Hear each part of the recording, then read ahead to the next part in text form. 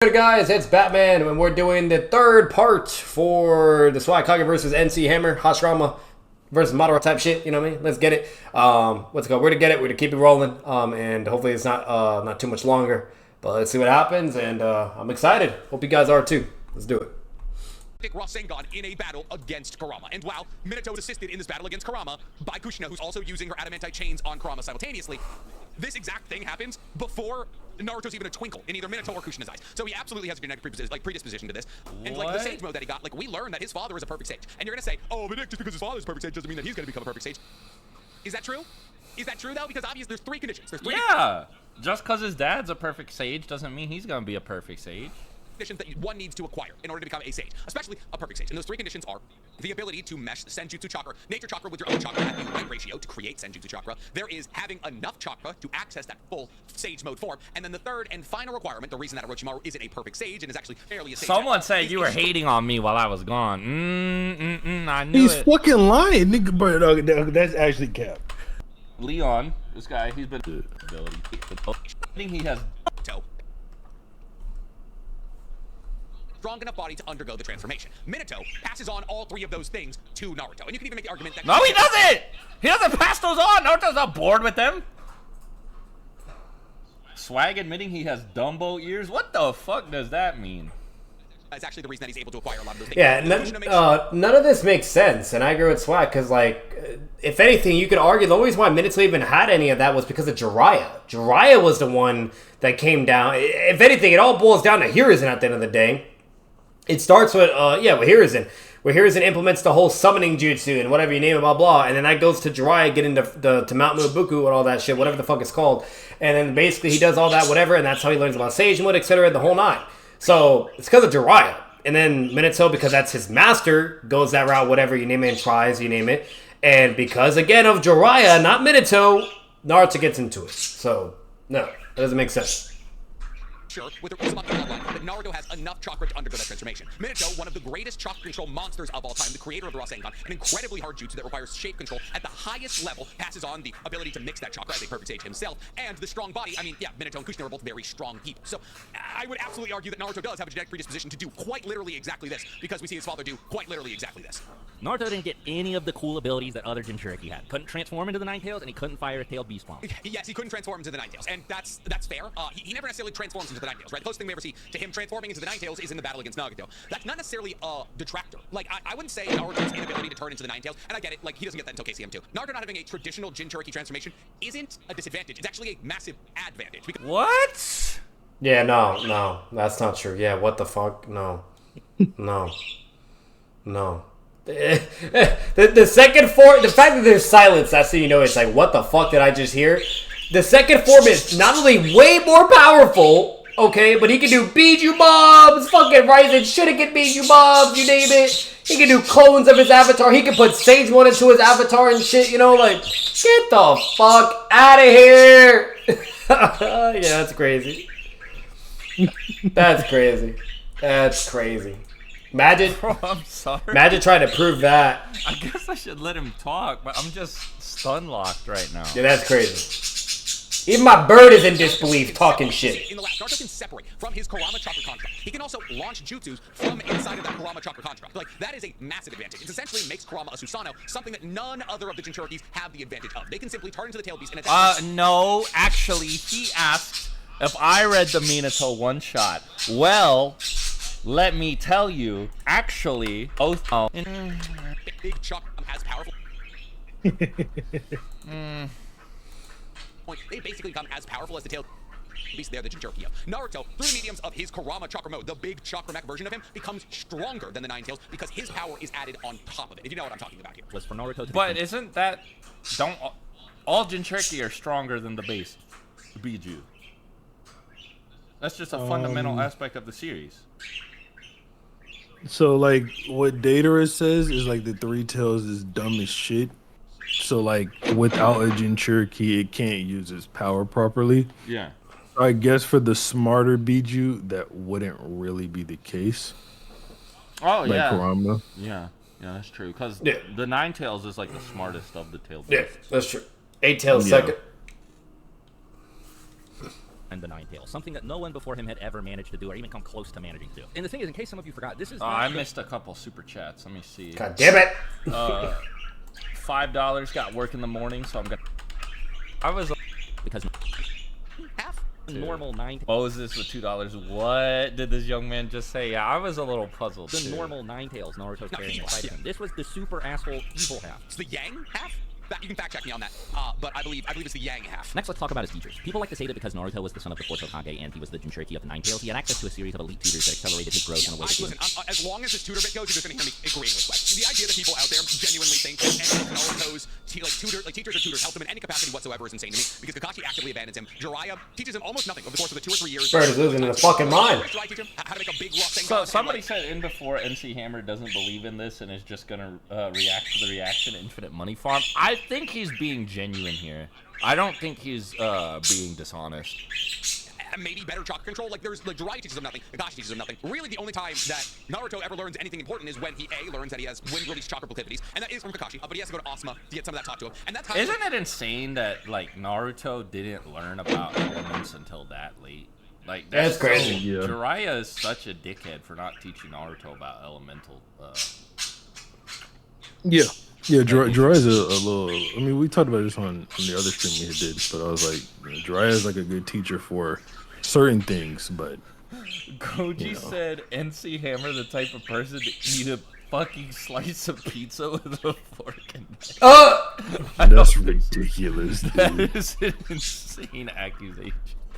Bro, if NTM reacts to this, bro, his reaction is gonna be like fucking 8 hours long. Well, he's also gonna be sitting there hearing all of this hatred that I'm not like, bro. I'm not co-signing any of this shit. I fuck with you, NC. But he's definitely used to it. He's definitely used to it. Yeah. Kakashi's tutelage actually does kick in. Like Kakashi's like cut this, what is it, waterfall in half. But I don't know. It's saying that his tutors are the reason that he's powerful is crazy. Naruto had to rely entirely on the academy, which is focusing on things he was naturally predisposed to be bad at or straight up incapable of practically applying. So yeah, I mean, this is bringing back to the idea that Kurama put Naruto at a strategic advantage, like a strategic disadvantage in terms of chakra control.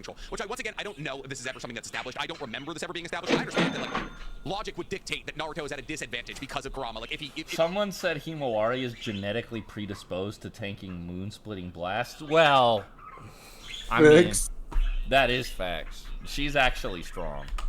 chakra control. Like, I would argue that Naruto's chakra control is as good as anybody else's. Like, him and Sasuke are very much established in the Land of Waves when they're trying to run up the tree to be somewhat equals in terms of chakra control. Like, yeah, Sasuke obviously is able to run up further the tree in the beginning, but like Naruto catches up with him, and that's like when Sasuke starts to realize, like, oh, Naruto's catching up with me in terms of strength. I thought he was an idiot. That was because no, that's incorrect.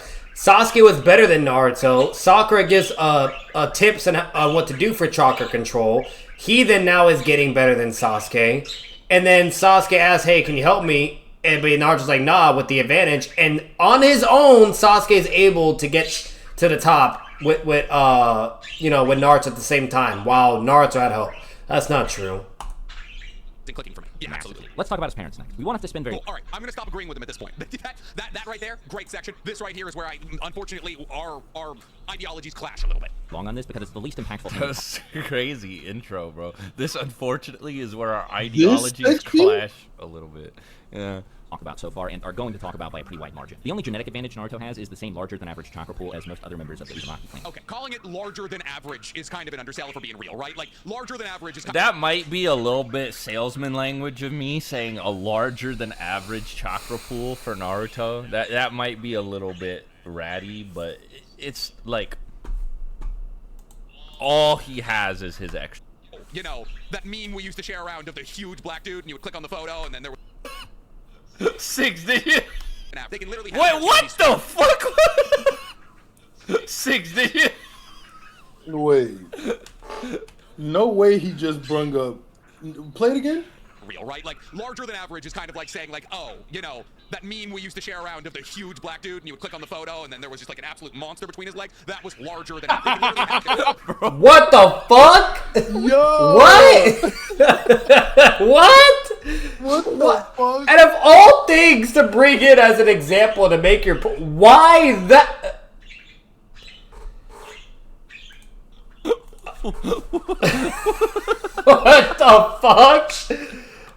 Title of the video: NCHAMMER repping BBC, bro. Oh my god, bro. Pretty or better yet, NCHAMMER uses BBC against SWAGKAGE. And everyone's gonna be like, what? Like, 5 to ask if I'll ever do more. oh my god. Probably. That's crazy wow. Holy shit. I'm gonna just let that sit for a little bit. Somebody in chat said BLM in response to that. Okay.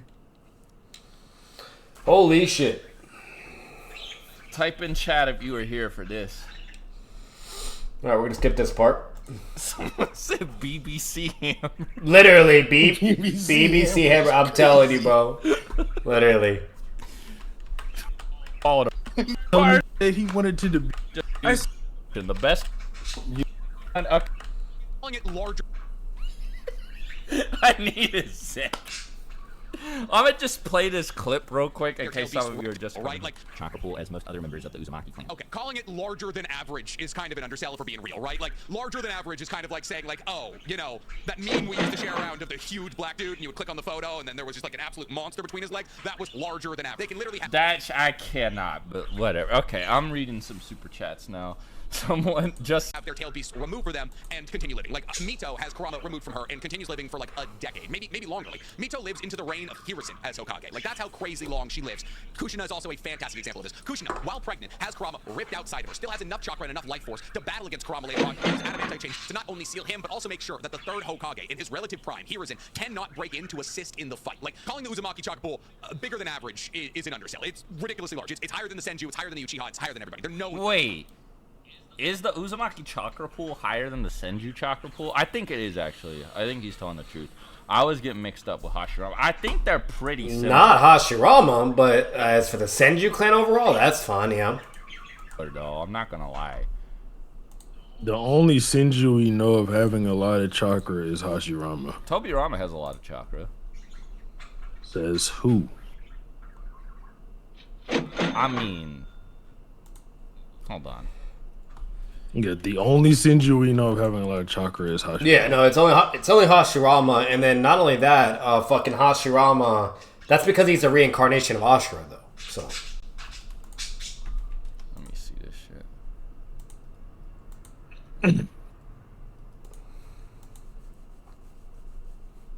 I'm gonna have to see if I can find this shit. We'll have to skip but this. if you're saying, Chakra? Which Iruka points yeah, that's true. for chakra. redundant and irrelevant. She's by also the time he got masters the Uzumaki Nine Tails chakra. lineage. All that's really different, practically speaking, is make it possible for him to use the multi-shadow clone jutsu, which Iruka points out he worked himself to death to learn anyway. Okay, so we're real close to what I would reckon is like the reason why Naruto has such an advantage over everybody else, right? Absolutely, we can all agree that like having this insane amount of chakra allows him to use multi-shadow clone jutsu. That's a massive advantage. Not even just because on the battlefield he can make 100 or so clones, because when he's training he can make 100 or so clones. And we see this happen time and time again. Really, any time that Naruto needs to train, he relies on the multi-shadow clone jutsu, something that nobody Anytime? You mean the one time? Naruto relies on his clones to train one time.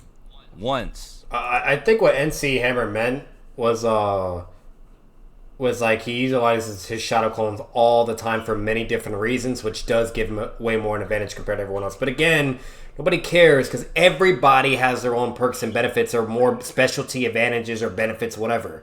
So it doesn't matter. That point's mute. Fucking Neji fucking just shitted on all his shadow. You know what I mean? Like, nobody, it doesn't matter. When he's learning Rasen Shuriken. do, and therefore he's able to learn the Rasen Shuriken in an appropriate amount of time that allows for him to use it against Kakuzo and eventually win that fight. Without the ability to use the multi-shadow clone jutsu there, Naruto doesn't get that battlefield. No, Naruto only does like fucking, it was either 2 or 3 shadow clones, and there's actually a good amount of shinobi that can do that many as well. You know what I mean? I think the standard is normally like 1 or 2, like on average, right? But there are shinobi that can do like 3 or 4 shadow clones. I would have to go back to the Kakuzu fight, but if it was 2 shadow clones, then the average shinobi can fucking do that shit. If it was 3, then alright, you know, that's what you're getting, you know, a little bit. But there are still a good amount that can do 3. You know, Tobirama could fucking do it, you know? Like, Hiruzen could do that. Hiruzen does fucking 5. Like, there's a lot of ninja that can do multiple shadow clones. So that wasn't, like, it wasn't like Naruto was doing, like, fucking hundreds of shadow clones or thousands, right? Which we know he could do that, which is crazy, but you get what I'm saying, bro. You know what I mean? Like, takes Kakuzu out. So just having that bigger than average chakra pool allows Naruto to have access to a jutsu that allows for him to train hundreds of times faster than anybody else. Now, some of you are probably thinking that what I just said is ridiculous. Surely being the son of the fourth Hokage and a particularly blessed member of the Uzumaki clan means Naruto should be predisposed to being a good ninja, right? No, that's not how that works. If you're good at something, your kid isn't going to be automatically good at so it. he's gonna make Sometimes Kurama that's sort over of here, I happens. believe. Some famous singers are the children of other famous singers, so on and so forth, but it's not. Okay, but if we're putting up a picture of Bronny James here, like I get Bronny James isn't as good as LeBron James, and I get that the only reason that he's on the Lakers currently is because he's LeBron James' son. But like, we're not gonna sit here and act like LeBron James Jr. is bad at basketball, right? Like, we're not gonna sit here and act like anybody in this chat would stand up. No, I put him in the like. I just put that picture up there because the tweet is funny. I'm not making a point about Bronny. That shit, that tweet Usually is this happens fucking as a result of the child hilarious. receiving some kind of help or instruction from the parent. Hey, yo, in bro, question. who that guy is? If they'd actually survived and had taught Naruto the same way other ninja have been shown instructing their children, then we could talk about privilege as far as this is concerned. 100% if Minato and Kushina survived, would Naruto have been in a more privileged situation? No doubt in my mind. Obviously, if you have a particularly blessed member of the Uzumaki, as Swag calls them, and Kushina, and like calling Kushina particularly blessed, once again, is kind of an undersell. Like, she is What? How's that? Whatever. really considered to be the princess This of is an Uzumaki, the undersell. most talented life force. Saying character in- Kushina is particularly blessed is accurate. He said, but he's saying it's an undersell. Like she's It's like, not an undersell. Particularly, like Hashirama is a particularly blessed member of the Senju clan. That's not an undersell. I guess he's saying that doesn't do enough. Like, yeah, like Uzumaki, Yeah. the only person who could possibly follow in Mito's shoes, like genuinely a generational talent in terms of like genetic lineage that has been established to take on this gigantic role, which is being the Jinchuriki of the entirety of Kurama, not half.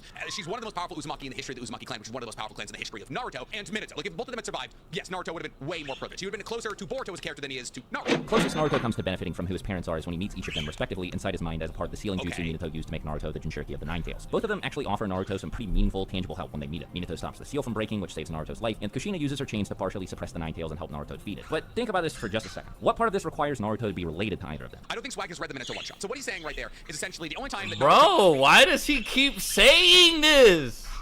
what's play, bro? I want to hear this so Whatever bad. benefits from the fact that he's related to Minato and Kushina is in these moments where in the like his inner sanctum, in the 8 trigram seal kind of like extra dimensional space, where Minato and Kushina essentially stop him from having this having the 9 tail show up, right? Essentially, what happens there is Minato fixes the 8 trigram seal, Kushina uses the adamantine chains to suppress Kurama's chakra, and I wonder why this fucking shit was an hour and 40-some fucking minutes long. This motherfucker just yaps. He just yaps. Holy shit.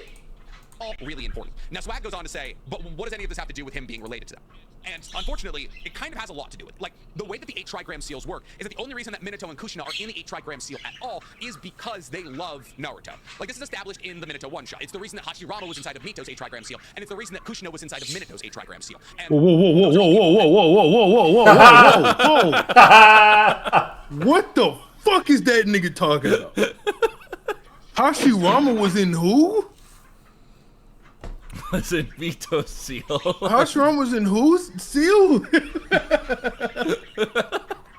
Like what? Because they loved it. I mean, yeah. I mean, I guess because they, yeah. But what the fuck does the Minato one shot has absolutely nothing to do with this, Yeah, I don't know what. Yeah, I don't know what NC's on about on that. Yeah, me either. bro. All the way with 6 there. What the fuck? No. You playing it?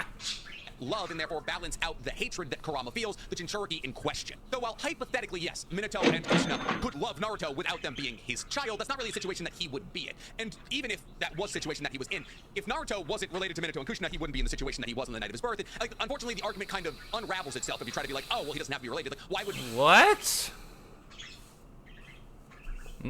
baby Naruto be So related to Kushina? I think what NCHAMMER is confusing here. No one's denying the fact that like of Minato and Kushina being the parents of Naruto, therefore it can have like somewhat of a narrative effect or whatever, or something like a benefit, whatever, blah. Nobody's denying that. That's just common sense, right? What the main thing Swag is advocating for and getting at, it doesn't automatically guarantee you to be like some fucking god-capable fucking shinobi and to have all your problems solved. That's what he's getting at. And that was blatantly the case, because when they were both dead, he had nobody to guide him, nobody to raise him, nothing. For 12 fucking years, it was shit. He was a garbage fucking ninja. You know what I mean? Like, the only thing he really had going for him was he could make a lot of shadow clones, you know? But he was trash. He was garbage. Like, and then there's like, throughout the narrative, there's consistency of that, or that being repped and so on and so forth. You know what I mean? So, like, the main thing just being said basically is all because you have got like really gifted parents or whatever the case may be, doesn't necessarily mean you're going to be just as cracked as them or have all your problems solved. Konohamaru is a great fucking example.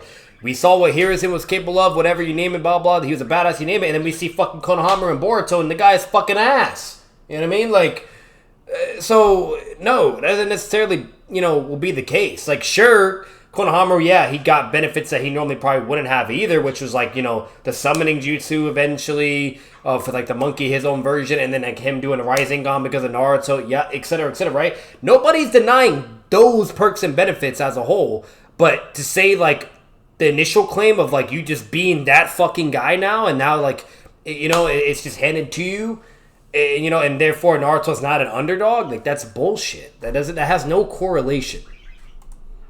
Naruto, if he wasn't related to Minato and Kushina, wouldn't have been powerful enough as a baby to even hold on to half of Kurama. Minato establishes this when he says that, oh, we can't seal all of Kurama into Naruto because if we did, it would probably kill him, like the chakra leaking out would probably kill him. And so it's established that Naruto is at a certain threshold of strength to be able to hold on to half of Kurama. So I don't know if I agree with that one. The whole point of dying and giving half the Fox to Naruto was to keep the Nine Tails under the Leaf's control. So see, once again, this like completely ignores the fact that the reason that Minato and Kushina are in the 8 trigram seal is love, and that is very much something that is canonically established in the Minato one-shot. Minato had a vested interest in helping that person the same way he helped Naruto. Unfortunately, I just don't agree with that. I don't agree with that at all. Like, But doesn't Minato love the village?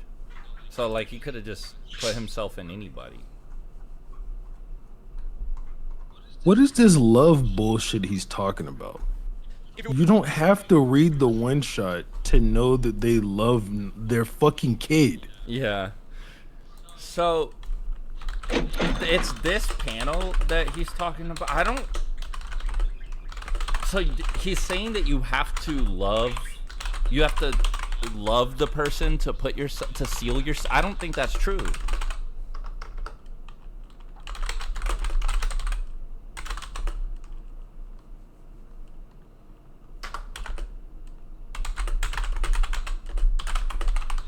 Minato and Kushina are in the 8 trigram seal is love, and that is very much something that is canonically established in the Minato one-shot.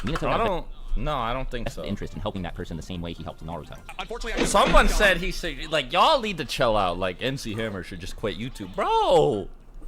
Chill on. I don't agree with that at all. Like, if it was a random kid, there is obviously a chance that Minato and Kushina, being the good people that they are, would be able to inject love and caring into the 8 trigram seal. But we see that Minato doesn't. Someone's donated 10 to say Tobirama maxes at 3 clones. No, that's not true. That's not true. He's not max. That was because I think it was something to do with the Edo Tensei and them doing the Hokage Crimson Formation Barrier. So it was something along those lines to context. But that's not true. In comparison to Hiruzen, it was pathetic because Hiruzen could do fucking 5, but part of Kushina's 8 trigram seal until he actively fights against Kurama. Like, Minato has to get, like, punched through the gut by a version 2 Jinchuriki cloak version of Kushina to just even begin his journey. Here, let me read some super chats real quick. Nathan Perry 2 is Super Saiyan 3 Gotenks as strong as Super Saiyan 3 Goku at the end of Z. If you mean at the end of Buu arc, this is a that out. And then see here can get what that be. Either here don't just a tolerance thing. Just being a random. Appreciate the donos, everybody. To being in Kushina's 8 trigram seal to battle against Kurama. So to assume that they would have the level of affection required to insert part of their chakra into the 8 trigram seal with it just being a random kid, it just doesn't resonate with me, unfortunately. Now, before anyone tries to fight me on the genetics thing I was talking about a second ago, it's stated with no ambiguity that Naruto's parents didn't pass any special gifts on. Okay, there's a couple of ways you can interpret what's being said here. So even though his paw is a stage of 6 pass, so basically what Naruto is talking about with Hagoromo here is Hagoromo's telling Naruto about how, like, Indra and Asura's story, and about how Asura was born a dunce, even though, like, and Naruto's like, wow, how was he born a dunce? Like, that's ridiculous. Like, his dad was a stage of 6 pass. He should have been one of the most talented ninjas of all time. And so Hagoromo's like, perhaps things be said, like, no matter how exceptional both parents are, there's no guarantee one will inherit outright either of their abilities sound familiar. So basically, what Hagoromo is saying to Naruto here is, like, regardless of how powerful your parents are, there's no guarantee. There is no guarantee that you will get their strength. And absolutely, you can 100% use these manga panels as a way to be like, look, if Hagoromo, the sage of 6 paths, says that your parentage doesn't have anything to do with your power, I mean, like, who are we to argue with the quite literal god of Shinobi, the guy who made ninjutsu a possibility? And at the end of the day, there is so much evidence to fly directly in the face of this claim from Hagoromo. And yes, you can make the argument. No. Bro, what's wrong with this nigga? Why does he think that because some exceptional people had exceptional kids, that means that all exceptional people will have exceptional kids? That's an argument. All Hagoromo is saying is there's no guarantee that the kid is going to be exceptional. Yeah. Not that the kid can't be exceptional. Exactly. Yeah. But he says with Naruto, you should know this more than anybody because he was not exceptional due to his he wasn't like Minato and Kushina. parentage. Facts. Let him know, Six. Let It's him know. like, I don't get why this keeps getting brought up. The reason I'm laughing is because it just reminded me of your tweet the other day. Cypher King Ulmer super chatted the first Hokage Hashirama Senju and the one shot. So all the people that we see gain a ridiculous amount of power that came from powerful parents absolutely worked for it time and time again. It is established that powerful ninjas in the Naruto universe come from powerful ninjas. Like I said earlier, Kakashi and Sakumohatsuke, Itachi and Sasuke and Fugaku, even Shisui. Shisui's grandfather is established to have a greater ocular genjutsu prowess than even... what? That's not true. That's not true. He was a capable shinobi, because he's an Uchiha. but not the ocular shit. I don't know where the fuck he got that. I mean, Shisui's not even that. Like, he loses to Danzo. Oh, come on. Not that fucking strong. Shisui is very strong. Cap it on that. Passingly talks about how he was one of the greatest Genjutsu Sharingan users of all time. Time and time again, it is established that powerful parents make powerful ninjas. And that point is only further exasperated in Boruto, as every single member of the Konoha 12 that was even remotely powerful ended up having very powerful kids. Like Sasuke has a kid, Sarada. One of the youngest people to ever awaken an MS. And like, oh, she's like a pseudo MC of the next generation. Of course she's going to be One of the powerful. youngest people to ever awaken an MS. She's what? She's younger than Itachi. Yeah, no, that's not true. Shisui was the youngest. That's not true. Awakened. Or no, she's older than Itachi when he awakened it. Yeah. She's like around the same. I really gotta fucking at this rate, bro. I'm about to give up, man. I really, it don't matter what I do. I mean, I would literally have to stay away from YouTube reactions, social media, everything, bro, because I'm always getting spoiled some shit, bro. Now I know what it looks like, etc. You name it, but like, I might as well just read the whole fucking Boruto manga at this point, guys. You know, and just do like reaction videos for that, because it don't matter how hard I try. Somebody's always spoiling some shit, bro. Every time. My age is Obito. Yeah. She's older than Shisui and younger than Sasuke. Yeah. I mean, in MS in general, like, I guess, yeah, like only certain Uchiha do have the capacity to awaken it, but I mean, this also isn't a moment of traumatic genius. event. Yeah, this isn't a moment of genius. This is an emotional. Yeah. moment. Yeah.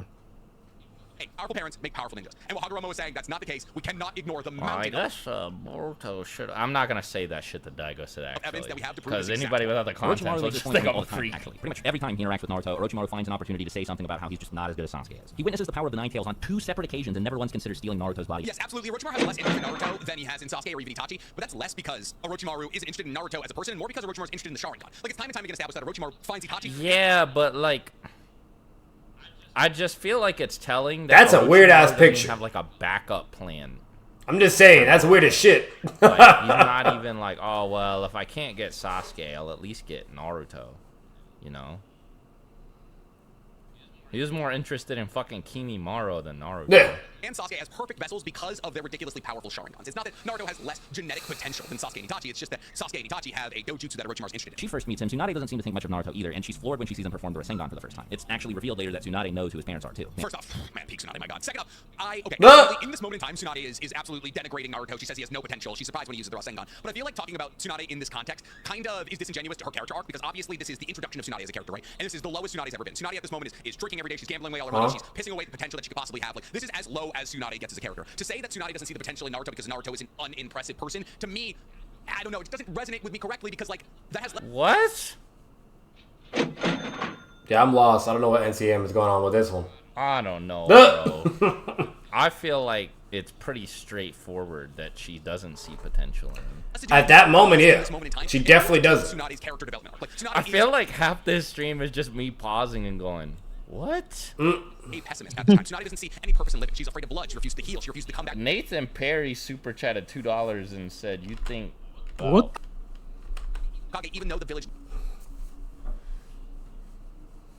back to the village to become the 5th Hokage, even though the village needs her desperately. So, like, her being cruel to Naruto here, to me, isn't an indicator that Naruto is unimpressive as a potential, like, incredibly powerful ninja. It's more like a view into who Tsunade and, like, who was at this moment and how she's feeling. In the three-way deadlock, Jiraiya and Orochimaru speak briefly about Naruto. In this conversation, Orochimaru says, to quote him directly, "My ability to recognize talent is unrivaled. In my eyes, that kid is nothing but mediocre." Jiraiya, one of the only people in the series who actually knows that Naruto is the son of the 4th Hokage, doesn't respond by saying something like, "Well, he actually does have talent, you just don't know him," or whatever. He agrees with Orochimaru and explains that this is exactly why he wants to train Naruto. Once again, unfortunately, this is kind of like a thing that I've been talking about throughout the duration of this video, where, like, we're using part 1 conversations and all that to try and build up the idea that Naruto has always been an underdog. I don't think anybody's gonna sit here and disagree with the fact that in this moment Naruto is absolutely an underdog, because this is still early Naruto. And I'll sit here and tell you all day long that in this moment and for the entirety of part 1 of Naruto was an underdog. It was an underdog story. It's the events that come after this moment that unfortunately fly in the face of that, right? So I agree with what Swag is saying here. Like, absolutely. Like, yes. Didn't this nigga just admit?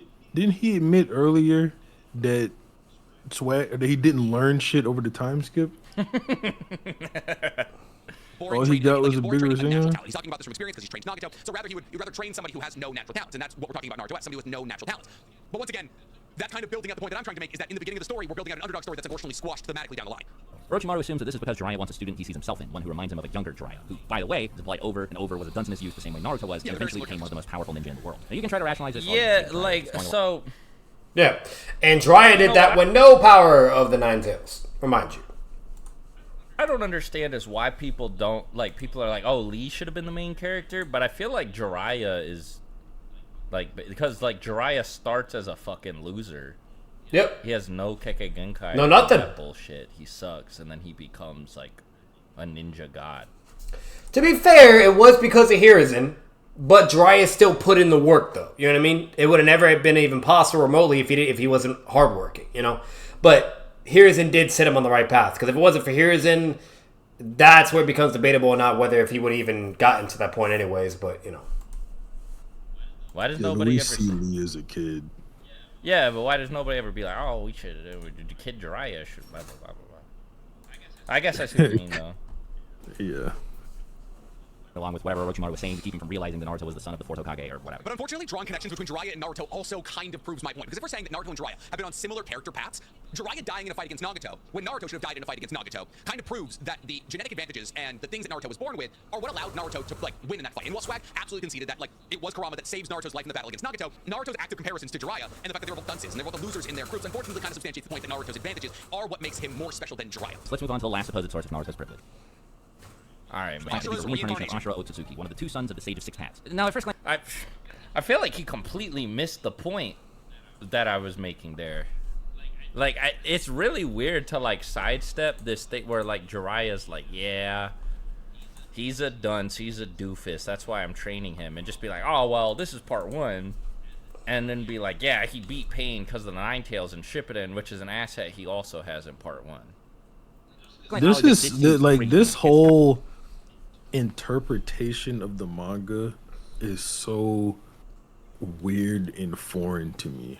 Yeah. Because I think that, like, just to me, right, in chat, I'm sure a lot of you agree, and a lot of you can probably empathize with this. Like, all of this seems like such a reach. All of this seems like someone being unable to look at any broader context, had one idea and chose to interpret everything as fitting the idea. Yeah. When it comes to someone saying that, you know, Naruto was never an underdog, it's so far-fetched, so left field to me that it feels like it's not a genuine interpretation, which I know it is. I know NCHAMMER's not, like, lying, right? Yeah. Yeah, he's being. It's just like, it's just so weird. Kind of chosen one-esque, or at least appears that way. I mean, it's not chosen one-esque. Like, it is literally he is the chosen one. Like, they're saying, like, hey, in every generation there is a like, I would agree with 6, like, overall, because the majority of the community would agree with this, but it's at least slightly understandable because there is a certain amount of information out there that you could either misconstrue or be a sophist, you know, and then utilize, or whatever the case may be, whether if you're actually just genuine or not. You know what I mean? There is enough information to argue otherwise. So it's at least understandable. It's not like he's just saying some fucking nonsense like some Kagsu and Pain or whatever, or Hebi, Sasuke, and Seijo and Naruto and yada yada, you know? So. Like children of God. Ashura and Indra are full stop the children of God. Like Hagoromo is considered the god of shinobi. He is an extra dimensional entity that's able to infinitely. But okay, but that doesn't make them chosen ones, because what did Ashura and Hashirama accomplish? Like, Hashirama created a framework that fucking murdered a bunch of children and led to wars. Like, he's a complete total abject failure. Yeah. Six and I talk about this all the time. Hashirama is just Naruto if he failed. Yeah. And he has the Ashura shit too. And I mean, I said this at the beginning of the stream. So many more socio-political advantages. You know, he's the patriarch of his clan. Yep. He partnered with the patriarch of the other most powerful clan in the world to create the Hidden Leaf Village. Has bias in his corner. That the They're other racist to the the Uchiha. other 4 great nations used for their ninja villages. You know, he held the first Kage Summit. He tamed all of the tailed beasts. He married into another powerful clan that Hammer keeps saying is like super mega fucking elite gobstopper fucking big dick powerful. BBC type, you know? When the clan was in its prime and had a bunch of members too is when Hashirama married into it. You know, he had a genius brother who was a solid tactical advisor, like all this shit, and he still failed because he didn't have the same heart and soul as Naruto. Yep. Like, Yeah, no. As a matter of fact, Hashirama eventually gave up. He was very similar to Naruto, but he gave up. Like when he finally devoted to his conviction and like or not a step away from his conviction and literally just said "fuck you, Madara," you know, like you know what, I'm just gonna kill you now. Like I give up, I'm done. Naruto would have never done that. You know what I mean? Like ever. You know, he would either continue to talk no jutsu or he would have just kept going until that was it. You know, right? So Hashirama eventually tapped out. You know, and that's what caused so many issues and et cetera. Because then eventually he just got to a point where he's like, you know what? Nah, I'm just going to prioritize my village and, you know, whatever, blah, blah, yada. And if anybody's against that, I'm just going to kill you, you know? Like, Naruto wasn't like that. And he failed. He failed with all of the advantages that he had. Politically, power-ups, reincarnation, you name it. Naruto didn't fail, you know? So, yeah, no. Matter because he wasn't able to stay composed under pressure. Like we were saying at the beginning of the stream, Hashirama was so close, but he cracked where Naruto didn't. If Naruto had given up on Sasuke, Naruto would be in the exact same position Hashirama was. Yep. But Naruto didn't, right? So, I don't I know. will say, one thing that makes Naruto feel at least a little bit special is that he's in Uzumaki.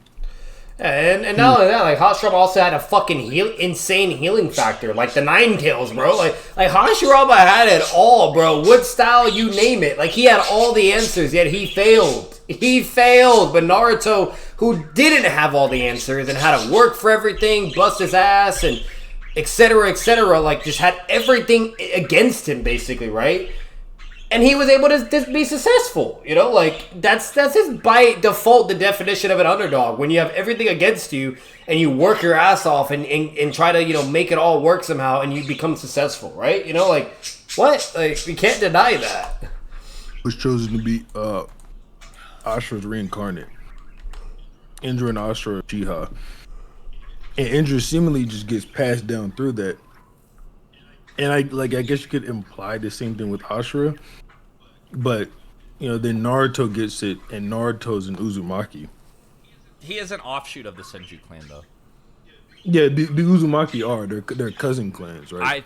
I think Ashura is also the progenitor of the Uzumaki clan, but I don't remember. Yeah, no, the Ashura is the Senju, and Indra was the Uchiha. Be in the filler. I could be wrong. Yeah, that's definitely not in the manga. Yeah.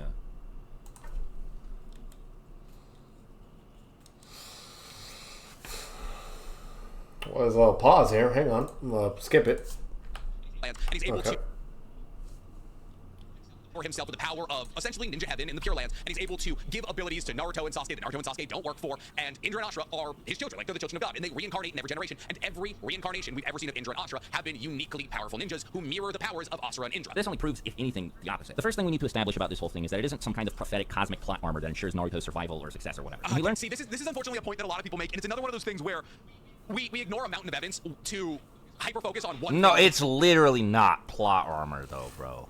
Manga has told us. Like, Hashirama got killed by randoms. People are going to say that the only thing that you get from being an Asura or Indra reincarnation is that you have to fight against the other reincarnation. So all that you get from being an Asura or Indra reincarnation is that you have to battle against the other person that is reincarnated. So Sasuke has to battle against Naruto. One second. Hashirama has to battle against Madara. It's that easy. Like, that's all that you'll ever get. But at the end of the day, we are 4 for 4 in both Sasuke, Madara, Hashirama, and Naruto, all being exact copy and paste replicas of the people that they are reincarnated from. The only difference is that Yeah, that's not true. exact No, copy and that's paste not true. Yeah, replica no. is like the language that's digging his grave here. Because Yeah, no. If he's saying like in a certain regard, sure, like personality wise, in a way or whatever, like in a way, sure, but not overall. No, not the exact same. No, like not abilities, not intellect, etc. I mean, like, get the fuck out of here. very different people. Yeah, very different. Yeah. Yeah, exactly. Very different ability. Like, one problem that a lot of people have with the filler is that Ashura and Indra are too similar to Naruto and Sasuke, and they feel like it's inaccurate and not in line with Kishimoto's original vision. Indra shouldn't have a Matarasu, and his Susanoo shouldn't be purple. That Ashura having the Rasengan is weird, and him having the wood statue is weird, Yeah, exactly. Hashirama does not use the Rasengan, something that, albeit in filler, it's established that Asura created. So, like, yes, hypothetically... Yes, in filler. That shit is just blatantly wrong. That filler should be completely disregarded. Because they even get Indra's Mangekyo wrong in the filler. Really? I don't remember that. You get for being an Indra or Asura reincarnation is the guaranteed fight. I didn't have a problem with the filler. I didn't have an issue with like Asura having wood style and like rising on and Indra having the perfect Susanoo, you name it, whatever. I didn't have an issue with that, really, they're reincarnations, bro, And then if there was some similarities, like AK with like fucking Sasuke with his Susanoo, whatever, like to me that's fine, And then like it makes sense why Hashirama had wood style because of Ashura. Like it all connects. It makes sense, right? Like there are similarities because of the reincarnations, but it doesn't mean they're completely the same though. So I agree and disagree with NCHAMMER and Swag on this one, but who genuinely cares? Like if Hashirama and Naruto, who are Asura reincarnations, have ridiculously high life force and an insane amount of chakra, okay? Easy, super easy. Naruto is as close to Asura as we're gonna get. Sasuke and Madara are also carbon copies of Indra. They have a very similar Susanoo. They both awaken to the What? Wait, first of all, Madara and Sasuke's Susanoo are like crazy different. yeah, they're different. Yeah, Like, Sasuke has a bow and arrow, and Madara's just normal. That's it, and it's blue, and Sasuke's purple. Way different. The swords and Sasuke's has the crossbow. Yep. Does he mean like Madara also doesn't have wings. Yeah. EMS, like it is as carbon copied as you get. So to assume that being an Indra and Asura It is Madara is not as also way carbon bigger. copied as you get. Oh my The god. doing that to me feels disingenuous. Kaguramo also tells him that he, as in Kaguramo himself, can't do anything to affect the outside world, and that Naruto and Sasuke... NCHAMMER likes to say disingenuous a lot. Yeah, we could literally say it and apply it to you, but we're not saying that because we understand that you could just be blatantly incompetent or ignorant. You know what I mean? Like, he needs to watch his wordplay, because calling Swag dishonest is, like, what? depends on other people. This means that if not for the help that they each received from Minato and Kabuto respectively, plus some other people like Sakura and Karin, they would have died here with... Plus some other people, Sakura manually pumped Naruto's heart for like 10 minutes. Come on, give her flowers. Or anyone tries to say this, no, it wasn't guaranteed by fate or whatever the Naruto and Sasuke would be saved either. That doesn't make any sense. Hagoromo would have just said so if that were the case. And it's been shown that that's not how this works anyway. Hashirama, for example, the previous reincarnation of Ashura, was killed in a war he spent most of his tenure as Hokage trying to prevent, and he died like 80 years or something before Madara did without really doing anything to stop Madara or save him. Yeah, fate doesn't necessarily dictate that Ashura and Indra reincarnations need to die at the same time, but it does dictate they need to be born at the same time, right? Both Ashura and Indra reincarnations, the previous ones, need to die before a new generation can be born. This is why Naruto and Sasuke end up being the next Ashura and Indra reincarnations, because Madara artificially extends his life until, essentially, Naruto and Sasuke are born. Hashirama failed, even despite the fact that he was a reincarnation of the same person Naruto was. And Madara would have failed to get anywhere if he didn't have Zetsu helping him out. And that's the next thing. With Zetsu running around setting up his 1,000-year Kaguya revival plan or whatever, it's hard to feel like Indra and Ashura periodically reincarnating meaningfully affected the events of the series. In fact, the subtext of the fight with Kaguya is that the future can't be dictated by any one person. That's what Naruto seeks to prove to Zetsu by defeating Kaguya. The history is made by all who take part in it, not by a select few architects. I mean, we can say that. We can obviously sit here and say that. We can say that the entirety of the Shinobi Alliance played a very big and pivotal role in the battle against Kaguya. They did. Yeah, but like unfortunately while this point is being made, them quite literally battling in a extra dimensional space that Kaguya has ripped them to, and it's only Team 7 who have the ability to hop between dimensions or even see dimensional travels when Kaguya is using, I believe it's called Yamatsu Hirasaka, to pop between dimensions, kind of proves the point that it is these four most powerful people who are dictating the direction of Shinobi history. Hagoromo, you know, their dad, and also... Minato could have did it. Yeah. So could Tobirama. Also, Obito's there.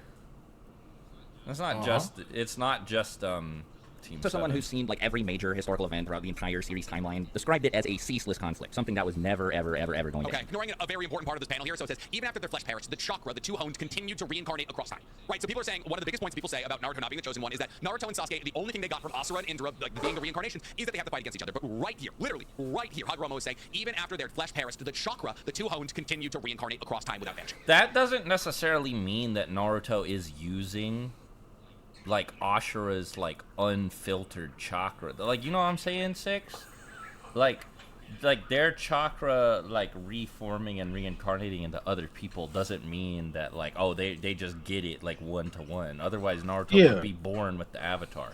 It's just like it's like a very like spiritual thing where like Ashura's essence of being like keeps forming into like new people, but that doesn't mean that Naruto has Ashura's chakra or that Sasuke has Indra's. That's fair. That's fair. And this is why. Like, I agree. I think that's the way it should be interpreted. Kind of look like they're haunting the people they reincarnate with, because this is a physical manifestation of their chakra, which means that Ashura and Indra's chakra. The only thing I could say that could potentially like work in favor for the other way around is like, wasn't there like statements along the lines like when you mix Uchiha and Senju chakra, therefore it creates the Rinnegan or whatever, which is like in correlation of like Indra and Ashura's chakra, which is the key recipe for unlocking the Rinnegan, you know? So, I don't know. Chakra does technically, in a sense, bind to their own reincarnation, which is why Naruto and Sasuke so closely, both in appearance and abilities, resemble Ashura and Indra. And that's they don't have the same abilities, though. Like, what the fuck do Naruto and Hashirama have in common in terms of, like, abilities? Healing mode? and Sage mode.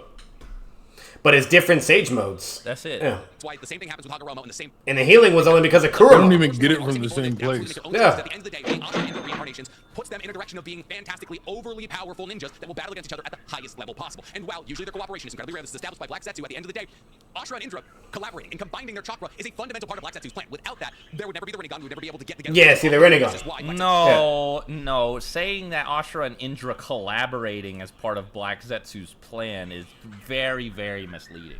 He kept pitting them against each other. I don't even think that's misleading. I think that's just wrong. He wanted somebody to get the Rinnegan, but he was constantly pitting them against each other. He like poisoned Indra's brain against Ashura. Yeah. And you know, like he changed the Uchiha Stone tablet and shit. Yeah. He was like whispering in Madara's ear, like, no, he did not want them to work together. Zetsu manipulated Madara into taking part of Hashirama's flesh, closing it into his wound, and eventually tapping into the ghetto statue, the thing that I think at that time... Wait, hold on. How did he get the ghetto statue? He awakes to the ghetto... No, wait. He awakes to the ghetto statue at the end of his life, taps into it, artificially continues his life, and then gives the Rinnegan to Nagato. Regardless, without Ashura and Indra's chakra combining, the ghetto statue never comes back from the moon, and therefore the Eye of the Moon plan never starts. So we can't say that Black Zetsu's plan has nothing to do with Ashura and Indra reincarnating. In fact, Ashura and Indra reincarnating and eventually cooperating is paramount in his plan. Kakashi also alludes to something like this when he picks Naruto up from the final valley after the fight at the end of part 1. And the weight of this conflict falls onto Naruto's shoulders. Naruto has to succeed where every person before him has failed in a battle against what he's told is fate itself. Ashura failed to reach a peaceful resolution with Indra, Hashirama failed to do the same with Madara, and the same was true of every pair of reincarnates in between. But Naruto succeeded here. 100%, I 100% agree with what Swag is saying here. There is absolutely a incredibly difficult goal that is thrust upon Naruto, that he has to bring the Indra reincarnation that he was reincarnated with into the fold. He has to forgive them. He has to get them to break the cycle of hatred. And that is an insanely difficult goal. And it's something that only Naruto ever achieves. And that's kind of the difference of what I'm talking about here. Like, I never said that ideologically Naruto isn't a underdog. Like, the things that Naruto has to accomplish in the face of overwhelming odds are very... Well, then we agree! What? Yeah. So I want to know then, right? What's his response to Naruto doing that? Because according to Destiny, he's not supposed to do that. Yeah. 1,000-year history of reincarnations to bring the Indra reincarnation back into the fold, that is a monstrously difficult task. The first is that fate doesn't actually exist in the world of Naruto, and that being Ashura reincarnated had no bearing on Naruto's life or achievements, or that fate does exist, but Naruto had to succeed in spite of it. In either case, this whole Neji was right business is nonsense. Fate absolutely does exist, right? Fate absolutely, in all contexts, fate exists in the Naruto universe. Destiny and fate exist. There is, throughout the entirety of the conversation around Naruto and Sasuke being reincarnation, the concept of fate is introduced because they are fated to battle against each other. I mean, that's something that they talk about. What? But they don't, right? Like, well, they battle, but then they like stop, right? Like they break the like the karmic cycle of fate and with shit. Kurama. Now, as a matter of having to succeed in spite of it, that I agree with a little bit. But at the end of the day, we can Somebody in chat said agrees aggressively. say that, like, oh, Naruto is fated to battle against the Indra reincarnation of his time, which ends up being Sasuke, and they're fated to never, ever succeed in mending the giant hole between them. However, that also flies in the face of Naruto being the child of prophecy who's supposed to bring peace on Earth, right? So if Naruto kind of has two different fates. He has the fate of being in a ceaseless cycle of violence against Sasuke, but he also has the fate of being the child of prophecy who brings peace to the entirety of the ninja world. So So, okay, Which of yeah. these two fates overpowers each other, and at the end of the day, it's the child of prophecy fate. This is a key aspect of Naruto's character throughout the series, and it's something I Yeah, often the whole Neji and Naruto thing is very, very interesting because that could be very contentious in many ways, and people will go all day over it, all day, every day, whether Neji was right or not, whatever, blah. But I think that the reason why there's misconceptions, though, is because the whole thing Neji was getting at, he was gauging it based upon Naruto throughout Academy, Genin, whatever, cheating exams, all that. He was gauging that particular Naruto, which was a failure, an underdog, etc., whatever, and that's why he was outright saying, hey, you won't ever become Hokage. A failure is just a failure, whatever. Fate is fate. Destiny is destiny. You know, you're born, whatever, blah. He never knew about Kurama. He didn't know about, all that shit, whatever, blah, blah. You know what I mean? Otherwise, he'd have been, oh, no, bro, you got it. You know what I mean? Like, you got the 9 tails, this, that, whatever. Yeah, no, your fate and destiny is that way. You're good, bro. You got it, right? You know what I mean? Otherwise, he wouldn't have said all that, so. people ignore. Naruto expects a lot Wait, of... what the fuck? Six, did you hear this shit? No, I had to run to my kids. What's it? Ceaseless cycle of violence against Sasuke, but he also has the fate of being the child of prophecy who brings peace to the entirety of the ninja world. So, like, which of these two fates overpowers each other, and at the end of the day, it's the child of prophecy fate. This is a key He's aspect. saying, like, Naruto can bring peace to the end of the world, or to the world, by killing Sasuke. yeah. He can 100% do that. He's saying like fate is real, but these two fates like clash and like don't make sense together. So like whichever one is overpowers the other one is the. I'm so confused. Yeah, fuck no. Fuck no. Aspect of Naruto's character throughout the series, and it's something I often see people ignore. Naruto expects a lot of himself, more than most people do, and more than most people in his position often. I don't know. Kiba also thinks he's going to be the Hokage, right? Like, there's plenty of characters who think they're going to be the Hokage. Konohamaru thinks he's going to be the Hokage. Kiba thinks he's going to be the Okay, Kiba thinks he's gonna be Hokage, but the difference between him and Naruto is Kiba feels entitled to it, where Naruto doesn't. Naruto knows that he has to like bust his ass working towards that shit, you know? Does Kiba really feel entitled to that? I don't remember that. He's just like, oh yeah, I'm gonna become Hokage. Check this out, and he does one shadow clone. He thinks he's the shit. I wouldn't say Naruto expects more of himself. I would say he works towards his goals harder than the other people who have the identical goals to him. This is highlighted time and time again as the single most prominent catalyst for his growth. The Shadow Clone Jutsu, the Rasengan, the Rasen Shuriken, Sage Mode, and the Tail Beast Bomber, all things he's given reason to believe he can't learn. But unfortunately, every single one of these things is contingent on this first thing right here. So obviously, Naruto does train very hard to learn. No.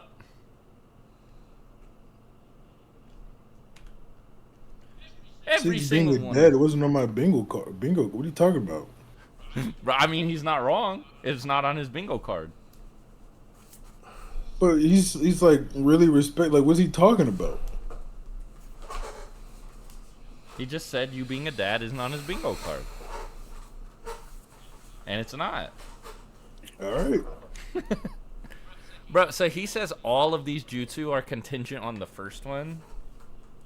No. But unfortunately, every single one of these things is contingent on this first thing right here. So obviously, Naruto does train very hard to learn the multi-shadow clone jutsu. We don't know how long he trains in it. We know that he steals the Forbidden Scroll. Mizuki follows him out. He wants to get the Forbidden Scroll. Haruka follows him out. Obviously takes a big old shuriken to the back. But like Naruto probably isn't trained in the multi-shadow clone jutsu for like longer than a day. We see that like he's like, oh, worked ragged when Haruka and Mizuki like stumble upon him here. But like he definitely doesn't work on it for like weeks at a time. Right? The Forbidden Scroll is identified to be stolen almost immediately. No, he is always improving at the multi-shadow clone jutsu. Like, we steadily see him start to do shit with it that he couldn't do before. And Naruto only has the time that he's with the Forbidden Scroll to learn the multi-shadow clone jutsu. And he spends the entirety of the time that he has with this Forbidden Scroll that has things like Edo Tensei and a bunch of the other Forbidden Jutsus of Konoha inside of it, only trying to learn that multi-shadow clone jutsu. And he learns it pretty immediately. Unfortunately, every other one of these things he's only able to accomplish because of what he learns here, right? And he's able to pull this off because of the Uzumaki chakra reserves that he has. Like, he's able to learn... No, him making one clone for Rasengan has nothing to do with his Uzumaki chakra reserves. Kakashi can make clones. Zabuza can make clones. Etc., etc. Rasengan easier because he's able to use multiple people. He's able to use multiple shadow clones to apply chakra, swirl it, add shape transformation. He's able to do this because he uses shadow clones to apply shape transformation, wind release, all that to his Rasen Shuriken. He learns Sage Mode because he can have multiple clones trying to pull in nature energy. And if they pull in too much nature energy, He can have up to 2 clones. No more than that. Has nothing to do with his Uzumaki chakra reserve. they turn into stones, but that doesn't affect Naruto, right? Same thing with like KCM1, not necessarily. Well, KCM1 he's able to like accomplish because he uses multiple shadow clones to beat Kurama in a fight. So unfortunately, it is his genetic predisposition that gives him access to... Okay, bro. I thought that earlier in this video, he agreed that Naruto earned KCM1. And now he's like, well, I mean, he kind of cheated by using multi-shadow clone jutsu. Like... the thing that makes all of these other accomplishments significantly easier. An extremely good chance he failed many times before pulling it off, because when Iruka found him, Naruto hadn't even started practicing. Bro, Naruto wasn't even the only one that could do multi-shadow clone, though. There was many people that could fucking do it. It's why it was a forbidden fucking technique. wasn't just because he has like his genetics and ridiculous shit. Bro, there was that fucking Jonin, that motherfucker that fought against Team Minato, Kakashi, and he could do a fucking crazy amount of shadow clones. And there was something special about him. He wasn't an Uzumaki or fucking, you know, whatever, or some Senju. He was from the fucking the Earth Village, bro. Like, there's many people that could do the fucking, like, that's just not like okay. Listed on the scroll. He literally couldn't perform the Rasengan properly when he first learned it, you know, because he wasn't talented enough. Hey, but saying that Naruto couldn't perform the Rasengan correctly when he first tried it because he wasn't talented is kind of insane. That's kind of like, that's kind of wild to me because, one, this is an A-rank jutsu. Two, this is a Genin trying to learn an A-rank jutsu that was created by his father, mind you. So, like, if anybody would have a genetic predisposition to being able to pull off this jutsu, it should be Naruto. Oh my god, bro. No, stop with the genetic predisposition shit. Hagoromo says Naruto didn't have it. And three, this is a jutsu that took Minato, one of the most talented ninjas, the person who graduated top of the Shinobi Academy, held the record in the Forest of Death 3 years to create. It took Create. Very different. Took him a while to create. It took Minato 1 day to create it, 3 years to master it. Yeah. Yeah. Oh yeah, he did make it in a day. Yeah, he made it in a day. Yeah. Yeah. It took Minato 3 years to create this. It took Jiraiya weeks to be able to learn this. So the fact that Naruto was able to learn this in just a couple of days, which genuinely I surprised don't know how me. long it took Jiraiya to learn the fucking Yeah, I was Rasengan. gonna say we're never told that. Capacity whatsoever, be it a failed capacity, the fact that he was able to make a Rasengan that scared Tsunade in that matter of time does obviously speak to the level of hard work. Somebody in the chat was like, "Bruh, Kakashi had to copy the jutsu to do it." First of all, I don't. Is that true? Actually, had the Rasengan before he was 9. He Yeah. used the he used. That's he what used the Rasengan Raikiri is. Chidori. Yeah, that's what the Raikiri is. But also at the same time, speaks to the fact that he was born to be able to use a Rasengan. He was unable to overcome for years. Rather than accept this, though, because Naruto works backward from the conclusion that he will succeed, he found a workaround and mastered the jutsu anyway, 100%. despite the fact that, like I said, he wasn't talented enough to perform it normally. The same thing happened with the Rasen Shuriken. Combining a nature transformation with the Rasengan was said to be impossible, and Naruto couldn't do it normally, but because of how committed he was, he found a workaround that took advantage of skills he already had. The same thing. Exactly. Skills that he already had that unfortunately tie their roots back to, you know, things that he was born with. But absolutely, 100% Naruto, why is this half in Japanese and half in English? 100% Naruto works ridiculously hard for everything that he has, using the assets that he has access to. But unfortunately, the assets that he has access to are different from the assets that other people have access to. Like I said, this doesn't just apply to his approach to learning ninjutsu. Naruto never settles for less than the best outcome he thinks he can achieve no matter what he's doing. He never goes back on his word, you know, that whole thing. Now, this is actually really important, so important that it's arguably the thematic foundation of the entire series. I'm not going to discuss this in as much detail as I could, but one of the concepts explored by the series' first arc, the land I of wonder waves, why is NCHAMMER moved his setup. Like, Yeah. it seems like this is a worse spot. I appreciate that this is Yeah. no longer the art direction of Naruto, but something about it just brings me back. of an individual's core philosophy and ideals. Zabuza basically tries to tell Naruto that having greater ambitions beyond the scope of the individual is a privilege not afforded to shinobi. All they should be concerned with is being powerful enough to carry out the orders given to them by people with the resources and influence necessary to make their ambitions a reality. In this case, for example, Kazuna and Gato are using ninja as proxies in an ideological battle to see which of their ambitions come to fruition. And all that really matters is which side has the better ninja. That's fair. That's a really good point. That's actually a really good summation of the Land of Waves arc. Like, absolutely. Kazuna, Gato, both higher ninja. The world like it was a total layup just because he was powerful, which completely ignores He like is cutting chunks out of my video for this VOD, which I guess it's for like pacing reasons and stuff, but it makes it hard to keep up with where he's all at. of the non-combat situations he had to successfully navigate to do so. Naruto comes to embody Sabuzan Haku's ideal vision of a ninja when he leans on Kurama's power and nearly kills Haku during the battle on the bridge. And like I said during the Ninetale section of the video, Naruto's not supposed to look at That might actually not have been a cut there. Whoops. emotionless killer focused primarily on his mission objective. This battle with Haku is pretty much completely irrelevant since Kakashi ends up killing him anyway. I wouldn't say that at all. I wouldn't say this is an irrelevant battle. At the point that Naruto stops his punch, Haku would Judging. And I'm. I don't care about this. There it is. Talk about need it. the energy to be able to, if that is, to call. That the fight is meaning. A lot left it right with him, he feels compelled to do something anyway. The series is full of moments like these, and it's typically through these moments that Naruto most prominently affects the world around him. If Naruto hadn't gotten through to Zabuza or Inari, I'm struggling to see what this has to do with him being an underdog. Like, I understand, I guess, like he's in How? What the f- Oh, tough whatever, situation bro. trying to change the ideology of a career-long assassin. Is that what we're building up here? and the rest of the residents of the Land of Waves for that matter, he and the rest of Team 7 probably wouldn't have been able to take out Gato and the rest of his thugs when they showed up. on the bridge. To provide some examples from elsewhere in the series, when he fights Neji and Gaara respectively, Naruto tries and succeeds to appeal to their humanity and save them from their cynicism. The same Okay, yeah. So what we're building up here is that technically, like, Naruto's always been the underdog of ideological struggles, and that I 100% resonate with. Naruto takes on some of the most difficult battles that one could possibly imagine. He tries to bring Gaara back in the front, in from the fold, Zabuza back in from the fold, Nagato back in from the fold. Really, This fucking Facebook. This is a literal 9-gag meme, bro. This fucking Facebook picture. the biggest times to me that resonate with the idea of Naruto being an underdog is talk no jutsu moments. Because I don't know if any of you have tried to change somebody's worldview through a conversation. It's a goddamn nightmare. And so Naruto in these moments where he's able to resonate with his enemies and bring them. Like, that is genuinely very impressive. And that is one of the most difficult goals that you could possibly set for yourself. So within that capacity, Naruto is 100% underdog. Because Okay, yeah, so he no genetic agrees. advantage or any Alright, advantage that yeah, you can convey to somebody in the alright, he ability understands. to talk no jutsu somebody. You can't be born a good talk no jutsuer, right? But you can be born strong enough to put yourself in that situation. I think where the disconnect eventually happened for all this is NC thought Swag was saying Naruto like was like always underdog, in a complete general sense, like overall. You know what I mean? And Swag clearly meant it in ideological and whatever, blah blah. You know, and they both on the same page then. You know what I mean? So if that's the case, and there's really no point of a reaction debunk. What there's no point of any of this. There's not even really a point of a debate happening either. You know, but. Convince that person to like come to your side. But still, no, absolutely, Swag is right here. Much of Naruto's success can be traced back to his resolve, force of personality, and thorough commitment to doing what he believes is right. Even if we stay within close proximity of the examples I just gave, Haku opts not to kill him because of a prior interaction they have where Naruto shows how genuine of a kid he is. Neji saves Hinata's life during the battle against Obito and Madara. Gaara, as a result of his interaction with Naruto, grows into a person who's able to act as the linchpin that holds the allied shinobi forces together when it threatens to fall apart. Tsunade takes the position of 5th Hokage, saves Sasuke and Kakashi, and teaches Sakura medical ninjutsu. So we're saying we're crediting all of this to the influence that Naruto has had on multiple people's lives. Yes, of course, like Nagato literally freely gives his own life to bring the entirety of Konoha that he eviscerated back to life because of what Naruto accomplished. I don't know if that serves to prove that Naruto's been an underdog. I think it serves to prove that his perseverance and his ability to reach people is very impressive. And that like ideologically he always shoots for the furthest and best possible situation. Like Naruto what I'm saying here is that people attribute Naruto's success to like his genes and this Ashura bullshit, when where it really comes from is the fact that he's like a genuine kid. He doesn't give up. And he's able to reach people's hearts. Like, he doesn't compromise on his beliefs. He's always shooting to do the right thing. Bro, bro, it's just blatantly emphasized in Naruto. It's stated in the manga and even more in the anime. The most powerful thing Naruto had wasn't the Nine Tails, wasn't the reincarnation or this or that, whatever bullshit you want to cling to. It was the power of him to be able to connect and reach into people's hearts and manipulate, the light or the good that's already within them. You know what I mean? And to dispel any darkness or hatred. That was his ultimate weapon and tool, ideologically and everything you name it. That was what made Naruto so relevant, powerful, and to just solve everything, basically. It didn't even matter about power, all that, whatever.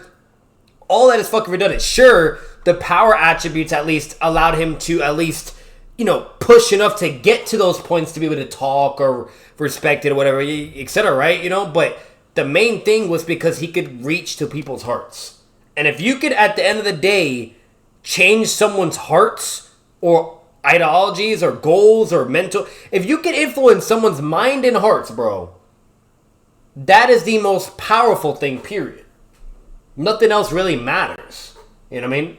So, there you go, right? You know what I mean? And with that being said, then he'd be the underdog, right? In that regard. So, it's just that fucking simple and straightforward. You know what I mean? It really don't get any harder than that. Nobody's denying or saying, the Nine Tails didn't help or this and that or, him having Minato in correspondence and then Jiraiya about all this. Nobody's denying that, bro. Even though he still had to work his ass off and it wasn't just a complete free handout or get out of jail free card, but... again, there's contentiousness all around, but overall, the main thing was his influence over people's hearts. Just blatantly. That simple, And NC already conceded multiple times and agreed with Swag, so there's really no, When what's right isn't easy. I think that's where his success comes from, and I think he deserves more credit from that. That's what I'm trying to say.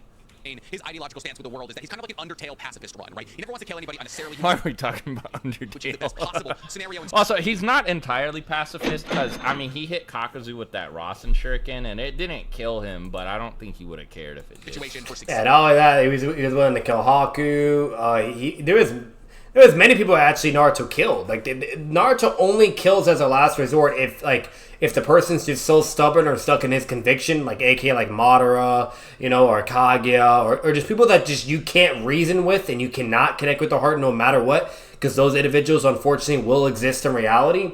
Those are the people at the end of the day that he will eventually be like, all right, I gotta kill you then. You know what I mean? So that's just blatantly without question, So Naruto's definitely not a complete pacifist. He most definitely isn't. Actually, why the Boruto manga is so interesting right now, because actively Shikamaru as Hokage is rallying against that idea, and that's why I think Boruto is about to absolutely cook up in the manga. This is my go read Boruto tidbit. Anyways, so what Naruto is constantly trying to accomplish is very impressive. From an ideological standpoint, I can't disagree with Swag. Taking on these far-fetched, ridiculously impossible to achieve goals is a wildly, and I mean wildly impressive undertaking that nobody would be an overdog in.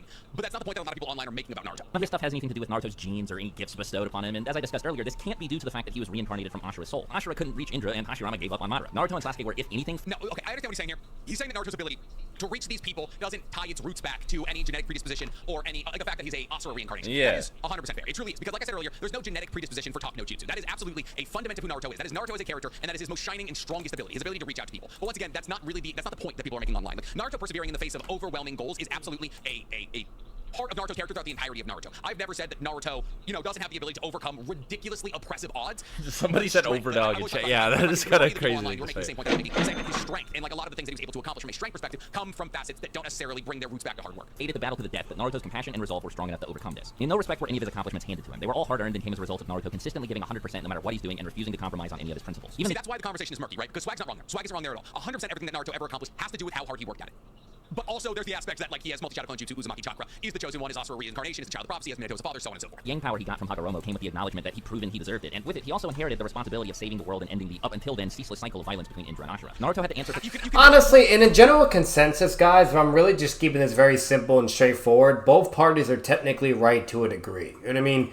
What's undisputed and just blatantly correct is what Swag and NC are already agreeing together with, with ideology-wise, whatever, and all that. But like where the disconnect eventually happens, so people just start losing their fucking minds, is where they're all like, oh, why that even happened in the first place, or what led up to that, or what even allowed Naruto to be able to do his talk no jutsu, or his influence on people, whatever, etc., and all that, whatever, and AKA, therefore, they'll be like, oh, because of the Nine Tails, or this, or that, or whatever. And so, meaning, therefore, they're saying, like, in a complete sense, overall, that he's not the underdog. But in certain regards, he was the underdog, right? And that's where, like, the war happens, basically, between the two. And there's just disconnects between those distinctions, and that's where it's very chaotic, So, technically, both sides are correct, but it just really depends on what you're talking about and discussing, and so on and so forth, But if we're saying in a complete overall sense, then no.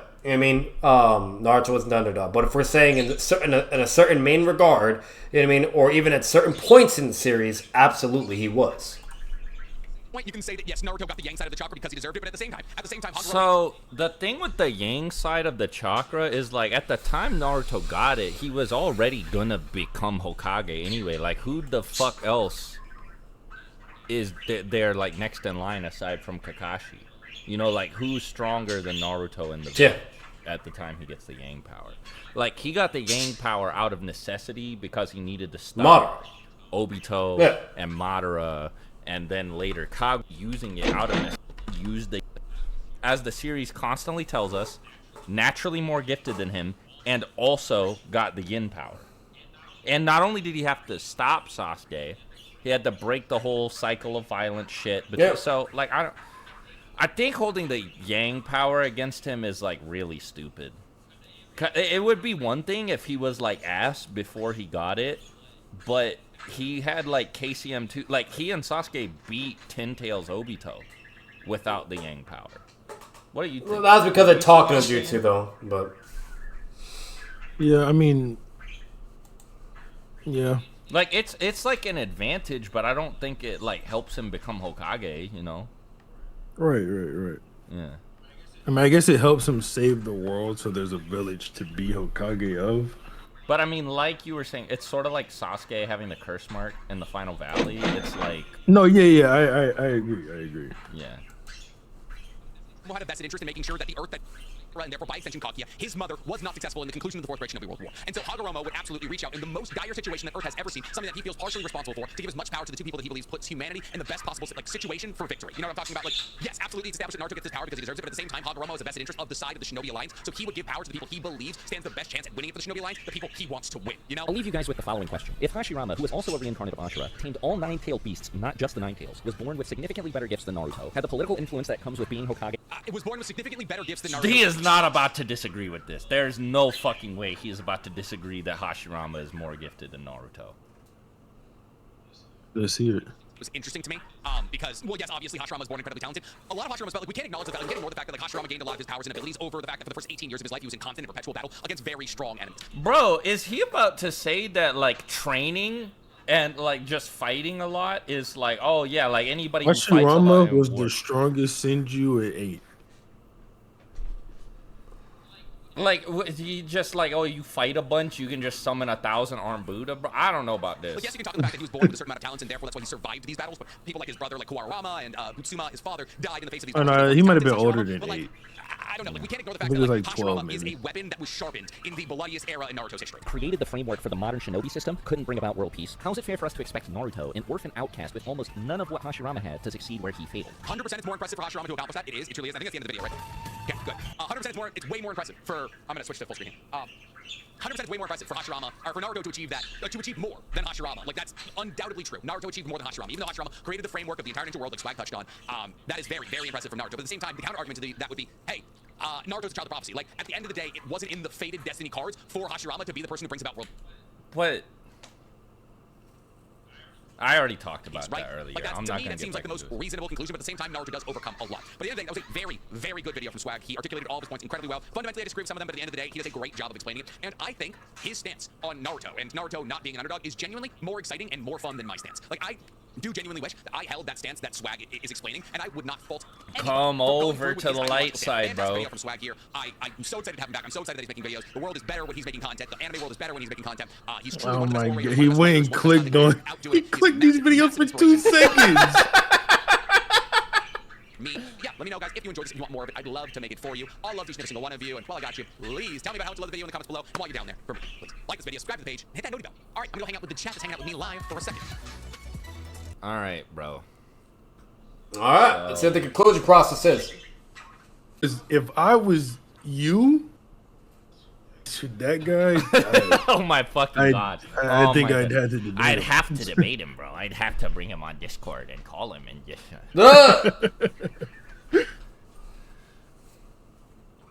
Yeah, that's how you feel.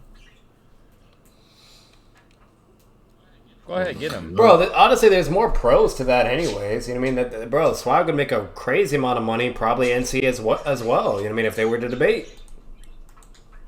All right, I don't think there's anything else, guys. So I'm just gonna end this video here. This will officially be the final part for the reaction of those two against each other. I think everything else is just strictly with them with the audience. Maybe if there is something else, whatever, it is what it is. Cool.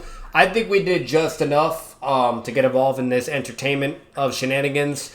But you guys let me know. Better yet, let me know who you think won the reaction, the debunk battle. Okay. It's not necessarily, you know, 'cause it is technically a debate in a way, but let me know who you thought won that. Okay, that's the first thing. And second, who do you lean towards more? Well, like, who do you think it has the right stance as well? SWAGKAGE or NCHAMMER? You know, is Naruto the underdog or is he not the underdog? You know what I mean?